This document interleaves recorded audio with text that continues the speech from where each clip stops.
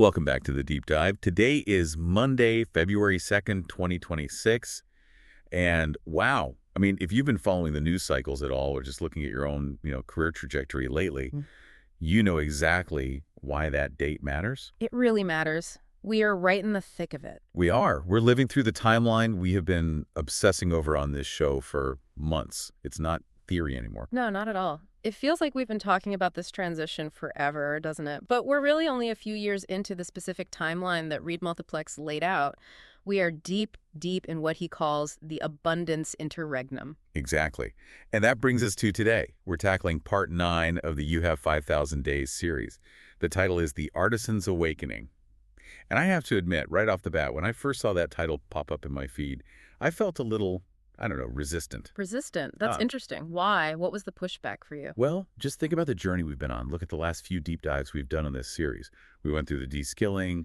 We sat with the dark night of the soul. Those are heavy. They were brutal. We established, really painfully, that AI is essentially eating the white-collar world alive. It's dissolving the junior analyst, the coder, the marketer. It's genuinely scary stuff. Yeah. And now, suddenly, part 9 comes along and claims there's a solution. It felt a bit like a bait and switch. Ah, I see. Like everything is burning down around you, but hey, look over here, I've got a bucket of water. Yes, exactly that. I was expecting a high-tech solution to a high-tech problem. I thought the source was going to say, okay, the robots are smart, so you need to become a cyborg. You need to merge with the machine. Get a Neuralink, yeah. That's the standard advice you hear on every other tech blog. Learn prompt engineering or become an AI supervisor or pivot into synthetic biology. But this source, this one says the complete opposite. It says, stop looking at the screen. Look at your hands. Look at your hands. It's such a massive pivot. It's a survival guide, but it's completely counterintuitive in today's world. The source is making this incredible argument that the safest place to be financially, psychologically, existentially isn't above the API. It's not in the cloud. It's in the mud. It's in the crawl space. It's in the workshop. We're talking about the trades, actual physical blue-collar trades, Yeah. plumbing, welding, farming, electrical work. And before anyone listening rolls their eyes and thinks, wait, I didn't get a master's degree in economics to go fix toilets, we have to be super clear. Absolutely. The source isn't framing this as a demotion. Not at all. They are framing it as an ascension. Exactly. This isn't a consolation prize for failing in the digital economy. It's not, oh, you couldn't hack it as a coder, so go carry some bricks. This is presented as the elixir. Yeah. This is the next critical stage of the hero's journey that he's been mapping out. And to understand why that's not just, poetic language, we have to respect the sheer boldness of this 5,000 Days series. I mean, the author is seeing things that almost no one else is seeing, especially with this timeline. Let's reestablish that context for a second, because if someone's just joining us now, the idea of 5,000 days might sound like a completely random number he just pulled out of a hat. Right, like some marketing gimmick. But it's anything but random. The author has identified a very specific 13.7-year transition period. That is the Abundance Interregnum. We are living in the gap between the old world, where you work to survive, and the new world, where AI and automation provide unprecedented plenitude, and the cost of living just collapses to near zero. But the key phrase there is near zero. We're not there yet. No. We are in the turbulence, the messy, chaotic, often terrifying middle. And the journey so far has been brutal. Part 1 was the call to adventure, just waking up to the fact that traditional work is dissolving underneath our feet. And parts 3 and 5 were the heavy hitters, the player piano and de-skilling. That was the gut punch. The realization that these AI feedback loops are moving on 19-hour cycles.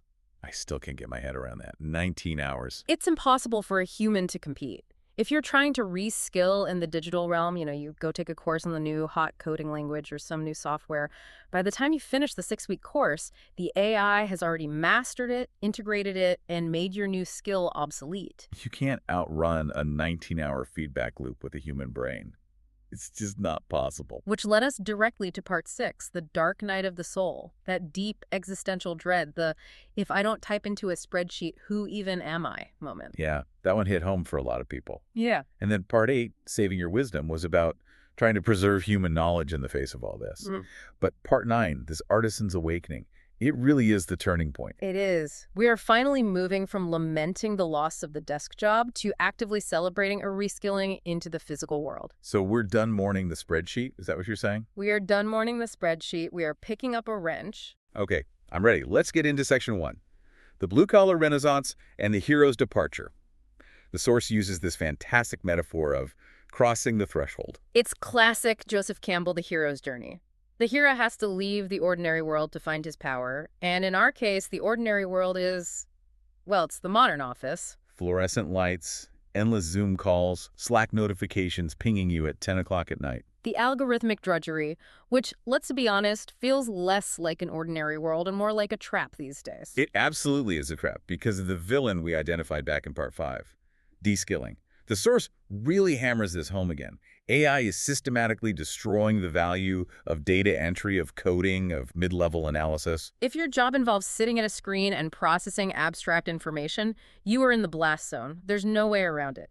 The algorithms are eating the cognitive middle class for lunch. So the special world, the place the hero has to go to find safety, is the world of tangible creation, the world of the trades. The source calls them fortresses against the machine onslaught. That is such a strong image, a fortress. It is, and it's based on a very practical, very grounded analysis of what robots can and cannot do right now and for the foreseeable future. This is the logic of robot resistance. Okay, now, I need you to steelman this for me. Because I open my phone, I go on social media, and I see these videos of robots from Boston Dynamics folding laundry. I see them doing backflips. I saw the Atlas robot doing parkour. Of course, the viral videos. Right. And if a robot can do a perfect backflip, why is a plumber safe? A backflip seems way, way harder to me than just tightening a nut on a pipe. This is such a crucial point, and it's a classic cognitive trap. We anthropomorphize intelligence. We assume that because we find calculus hard and walking across a room easy, computers must feel the same way. But they don't. They feel the exact opposite. It's a concept in computer science called Moravec's paradox. Moravec's paradox. Okay, break that down for me. Hans Moravec, a brilliant roboticist, pointed this out decades ago. It turns out that high-level reasoning, things like playing chess, writing poetry, diagnosing a rare disease from a text description, calculating complex stock market trends, that stuff is computationally very cheap. So the smart stuff is actually easy for them. Incredibly easy. And AI can become a grandmaster at chess in a few hours. But low-level sensoromotor skills, things our bodies do without thinking.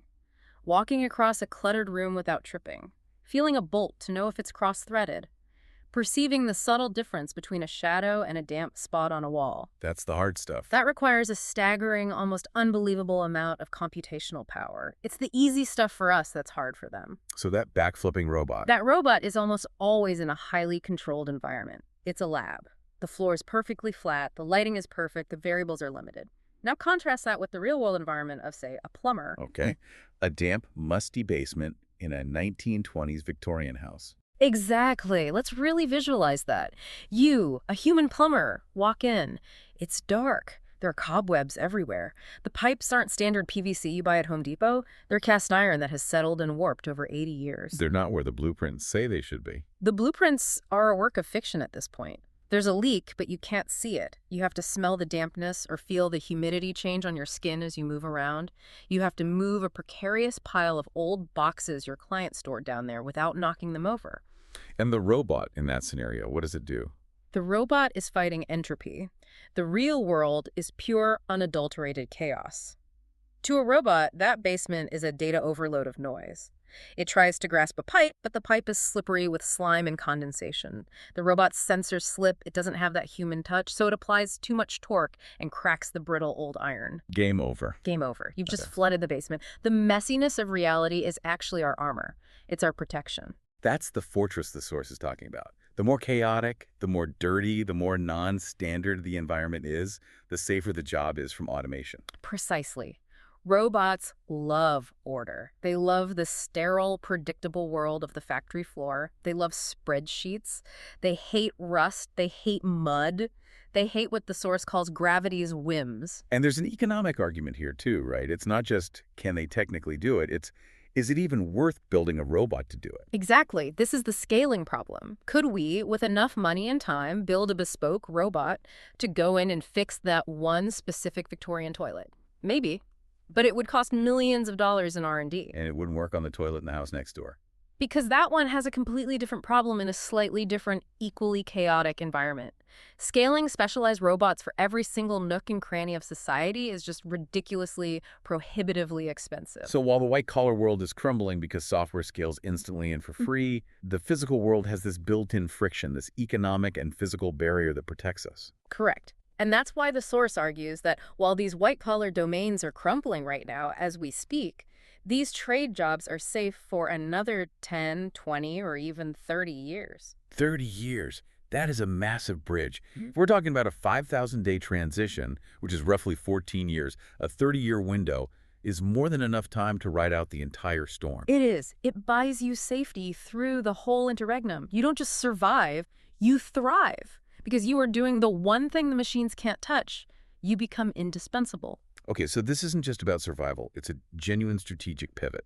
Let's talk about the specific roles. The source curates this amazing list of the top 22 vocations. He calls them the pillars of the Renaissance. And I love that he gives them these incredible exalted titles. It's not just plumber, well, let's go through a few. And I want to really dig into what these jobs feel like, because I think so many of us have lost touch with what it means to work with our hands. I agree. What's so powerful is that these aren't framed as dirty jobs. They're framed as heroic archetypes. Let's start with the plumber. The source describes the plumber as a master of fluid dynamics. Commanding the lifeblood of civilization. That sounds like a superhero, not a guy fixing a clog. But it's true, though, isn't it? We take it for granted, but clean water flowing in and waste flowing out is the absolute bedrock of public health. Civilization collapses without it in about 3 days. It's that fundamental. But let's get really specific. Why is this job so hard for AI? We talked about the Victorian basement, but what about the day-to-day thinking involved? It's the diagnostic intuition. It's a multisensory investigation. A good plumber listens to the pipes, they hear a specific thunk and know, that's a water hammer issue in the west wall. They look at the color of the water coming out of a tap and know the water heater is starting to rust out from the inside. They're like a doctor for the house. Exactly. It's Sherlock Holmes with a wrench. It's about interpreting these tiny, subtle clues that a robot's sensors would just register as noise. I love that. Sherlock Holmes with a wrench. Okay, let's move to the electrician. The weaver of energy. Harnessing lightning to illuminate homes. Now, this one feels different to me. Plumbing is messy, but electrical work feels dangerous. And that's the crucial differentiator, the stakes, the consequence of failure. If you make a mistake in a spreadsheet, maybe you lose a client or some money. If you make a mistake wiring a high-voltage panel, people die. Houses burn down. So the barrier to entry isn't just skill, it's about liability and trust. Precisely. Insurance companies, regulators, building inspectors, they are not going to sign off on an AI wiring a hospital's ICU anytime soon. But let's look at the work itself. You open a junction box in an old building. What do you see? A rat's nest. A total rat's nest. Wires from the 1950s mixed with wires from the 90s. The color coding is wrong or it's faded. Nothing matches the schematic. The robot looks at the schematic, the model of the world it was given, and the schematic doesn't match reality. And the robot freezes. It's a fatal error.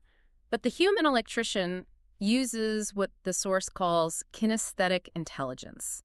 They trace the wire with their fingers. They interpret the intent of the previous electrician from 40 years ago. They think, oh, I see. This guy used the green wire for the hotline because he must have run out of black wire that day. You have to get inside the head of the person who did the work before you. Exactly. It's anthropology as much as it is engineering. It's a human-to-human connection across time. Let's talk about the HVAC technician. The source calls them the alchemist of comfort. I love that one. Balancing air and heat. Again, it sounds poetic, but think about the technical complexity. You are managing thermodynamics in real time. You're up on a scorching hot roof in the middle of July, or you're in a freezing cold crawl space in January. And you're dealing with pressurized refrigerants, with airflow dynamics, with pressure differentials. You're trying to figure out why one room in the house is 10 degrees colder than all the others. It's a puzzle with invisible pieces. And then there's the welder, the forge god. Fusing metals. Creating structures that withstand time and enormous forces. There is a permanence to welding that you just do not get in the digital world. I feel like welding is the ultimate example of this kinesthetic intelligence you're talking about. Yeah. You have to control the puddle of molten metal, the speed of your hand, the angle of the torch, the distance of the arc, all at the same time. It's a dance. And you're doing it by feel. You feel the heat through your gloves. You see the subtle color changes in the metal. A robot can be programmed to weld a perfect straight line on a car chassis in a factory, sure, over and over. But can it weld a broken railing on a rusty fire escape? hanging off the side of a 5-story building, fighting the wind in awkward angles? No, absolutely not. That requires constant microsecond adjustments based on a flood of sensory data that we're not even conscious of processing. Now, there's a key addition to this list that I found really moving. And honestly, it surprised me a little. Yeah. The source includes farming and ranching. Yes, this is a vital expansion of what we think of as a trade. Usually when we hear learn a trade, we think of construction or mechanics. But the source is arguing that the farmer and the rancher are also a protected class in this age of AI. They're the stewards of the soil and custodians of herds. But my first thought was, isn't farming already super automated? I see those giant combines driven by GPS that can harvest a field with inch-perfect precision. That's industrial monoculture. Miles and miles of corn or soybeans, robots can do that. That's a predictable factory-like environment. But the source is talking about the artisan farmer. Regenerative agriculture. Permaculture. Exactly. What's the difference technically? Permaculture is an ecosystem. It's a complex, integrated system. You have apple trees next to berry bushes, next to nitrogen-fixing ground cover. You have ducks that are there to eat the slugs. It's a three-dimensional puzzle of biology. It's chaotic. It is intensely, beautifully chaotic. You can't program a robot for it. You have to observe it. You have to walk the land every day and see, oh, the aphids are bad on the kale this year. I need to introduce more ladybugs into that patch. It's a constant, complex, strategic game played with nature itself. And the rancher. Mm-hmm. The custodian of herds. Animals are not machines. They have moods. They get sick. They have complex social hierarchies. A good rancher can look at a cow from 100 yards away and just sense that something is wrong. How, though? It's the way it's standing, or the look in its eye, or the way its tail is twitching. It's a million tiny data points that a human brain, evolved over millennia to read other living creatures, can process instantly. A sensor might pick up a fever 24 hours later, but the rancher knew yesterday. It's empathy.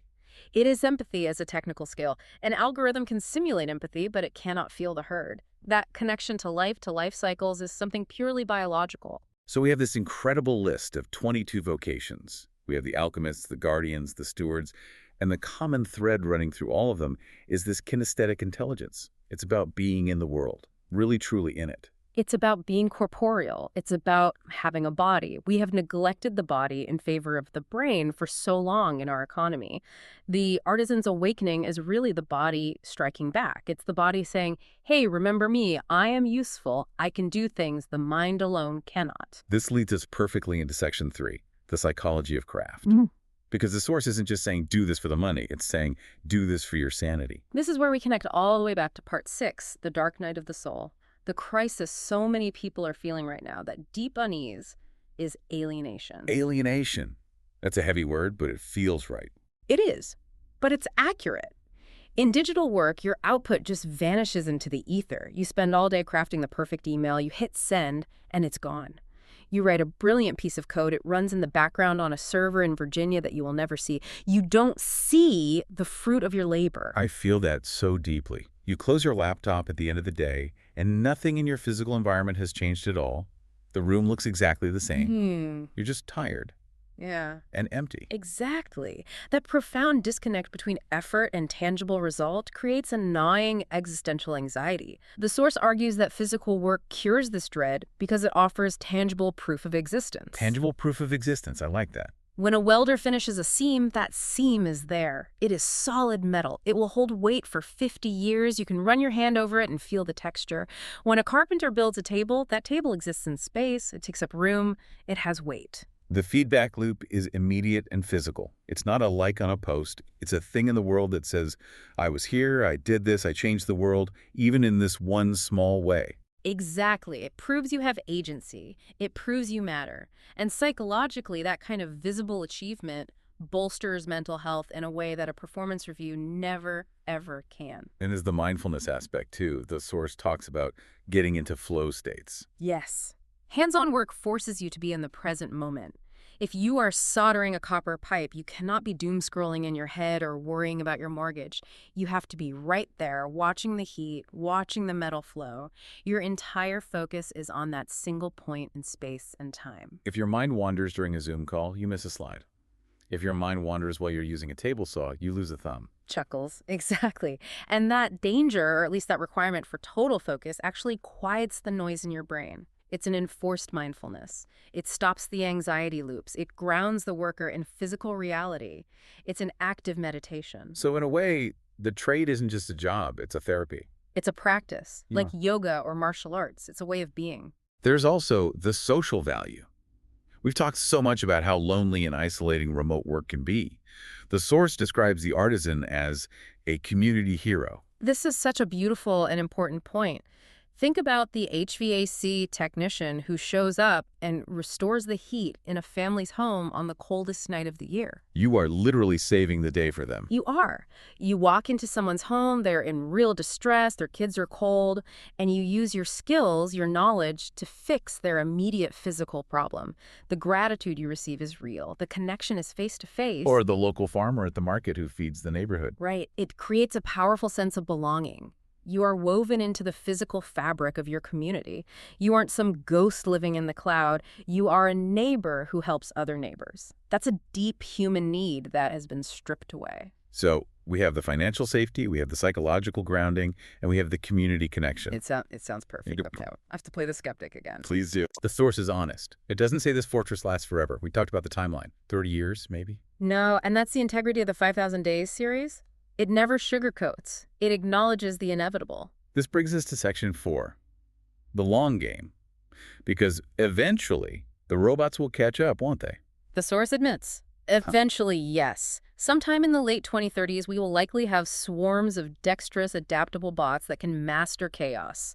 Material science will advance, sensors will get cheaper and better, the Victorian house problem will eventually be solved. So wait a minute. If I spend the next 10 years becoming a master plumber, learning all the nuances, building a business, and then in 2038 a robot can do my job better and cheaper, was it all a waste? Did I just delay my obsolescence by a decade? That is the pivotal question, and the source gives a resounding, emphatic no. Why not? Because of the twist. This isn't a tragedy. In the hero's journey, this is the return with the elixir. Okay, you have to explain the elixir. What is it? The elixir is the transformation of work into exalted hobby. Exalted hobby. That sounds nice. But what does that actually mean? Remember, we are moving toward an age of true abundance. The Abundance Interregnum ends. We enter a period where we no longer work for survival because the machines provide the basics for everyone. Energy's nearly free, food is cheap, housing is 3D printed. Exactly. So in that world, we will work for joy, for self-expression, for meaning. So I'm not plumbing because I need to pay my mortgage. I'm plumbing because I just love pipes. That feels like a stretch. You are plumbing because it has become an art form. The source paints these absolutely beautiful visions of the future hobbyist. Give me the examples, because recreational plumbing sounds like a really hard sell. It does, doesn't it? Yeah. But listen to how they describe it.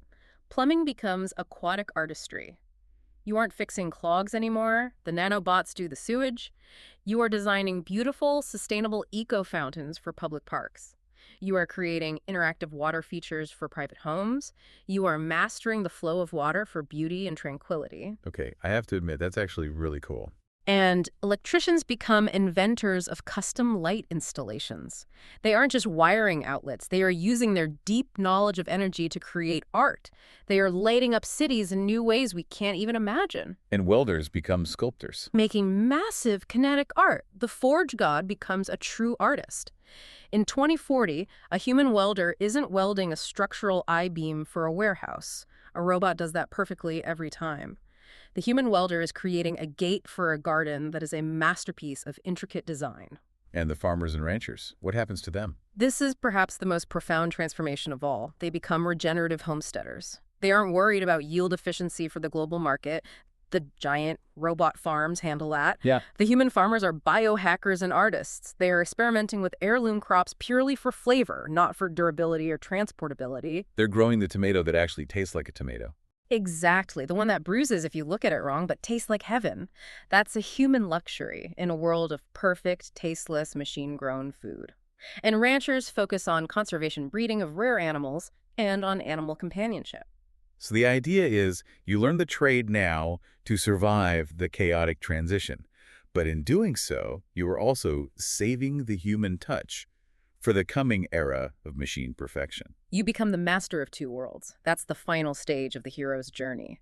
You have bridged the gap, you survived the chaos of the interregnum, and you arrived in the age of abundance with a rare, valuable skill that allows you to express your humanity. That is a deeply, deeply hopeful vision. It completely reframes the whole robots are taking our jobs narrative. It's not that they take our jobs and we all sit around doing nothing. It's that they take the drudgery and we get to keep the craft. We get to keep the joy of making. Exactly. We keep the connection to the physical world. I want to pause here for a second because I feel like we breezed past a few of the other vocations on that list of 22 that I really want to highlight. We hit the big ones, but there are some deep cuts in there that I think are fascinating and really illustrate the point. Oh, absolutely. The list is incredibly well thought out. Let's do it. Okay, for example, the locksmith. Ah, the secret keeper. Yes, the source calls them secret keepers, unlocking mysteries while fortifying security. Now, why is that resilient to AI? It seems like it's all about precision, which robots are good at. Think about the integration. A locksmith today isn't just filing metal keys anymore. They are installing complex smart locks that have to integrate with home automation systems. But the purely physical act of retrofitting a 50-year-old warped wooden door to accept a brand new digital lock, Right, it's never a clean fit. it never is. That requires drilling, chiseling, aligning strike plates on frames that have settled. It's custom work every single time. A robot might be able to hack the software of the lock, but can it physically install the hardware without completely ruining the mahogany door? Not easily. And there's a massive element of trust there, too. You're letting someone into your most secure spaces. A huge element. That human factor of trust is very hard to automate. What about the glazier? That's one you don't hear about every day. The source calls them the glass visionary. Framing views that connect inside to out. This is a great example of the intersection of energy efficiency and aesthetics.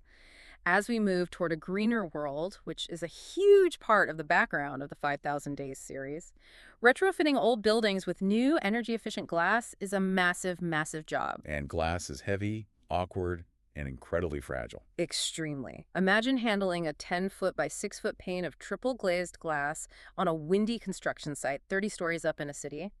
That requires a level of tactile feedback and minute team coordination, literally sensing the wind and the weight shift with your partner. That is so far beyond what a machine can do right now. It's that kinesthetic intelligence again. It just keeps coming back to the body. It always does. Okay, what about the auto mechanic? The vehicle healer. Reviving mobility with mechanical empathy. This one is really interesting because of the massive shift to electric vehicles. You might think, well, EVs have fewer moving parts, so mechanics are doomed. That's the common wisdom, right? Oh. No engine, no transmission, no job. But the source points out the importance of adaptability. First, there's a huge body of work in adapting to electric and autonomous vehicles, but even more interesting is maintaining the classic models for enthusiasts. The classic cars, of course. In the age of abundance, collecting and driving vintage internal combustion engine cars will be a huge hobby. Keeping those beautiful, complex machines running requires a very specific, almost lost art of mechanics that robots won't be programmed for because it's a niche, passion-driven market. So you become the specialist who keeps the '67 Mustang rumbling down the road when everything else is a silent, self-driving pod. Exactly. You are a historian as much as a mechanic. You are preserving the rumble. You're preserving a piece of culture. It's funny, as we go through these, I realize how much creativity and design is actually embedded in these so-called blue-collar jobs. Yeah. Our culture has stripped them of that dignity. We think of them as rote labor. That was the fundamental mistake of the industrial age. We treated humans like machines. We told the plumber to just fix the pipe. We told the welder to just join the metal. Now that we have actual machines to do the machine work, humans are finally free to be artisans again. That is the headline right there. Waking up from the nightmare of being biological robots. And returning to being creators. I want to touch on the economic reality one more time to ground all of this.